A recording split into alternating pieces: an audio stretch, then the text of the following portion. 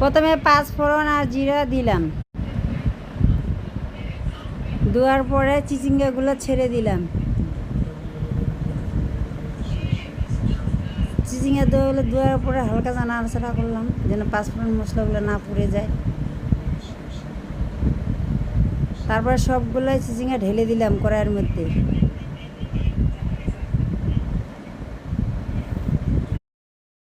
এরপরে কাঁঠালের বিচিগুলা চিচিঙ্গার মধ্যে ছেড়ে দিলাম।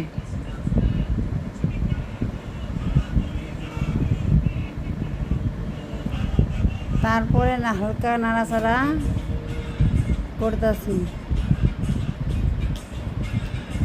হালকা নাড়াচাড়া করলাম।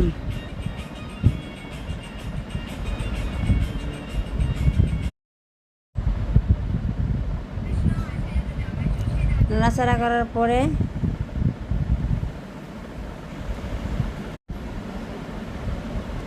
হলুদ দিলাম, সামান্য একটু হলুদ দিলাম, পরিমাণ মতন লবণ দিলাম,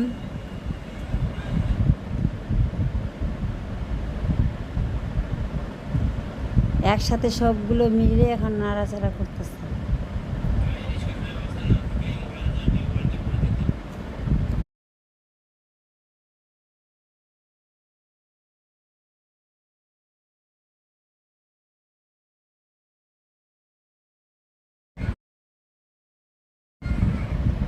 নাড়াচাড়া করার পরে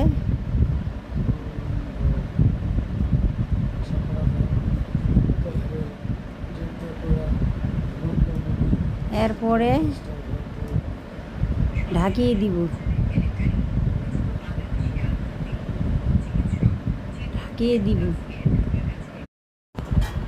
এরপরে আমি ঢাকনাটা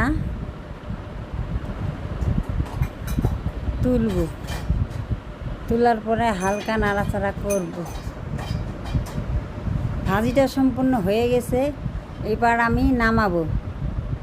ভালো লাগলে লাইক, শেয়ার, কমেন্ট করবেন আমার এই নিরামিষ রান্না রেসিপি।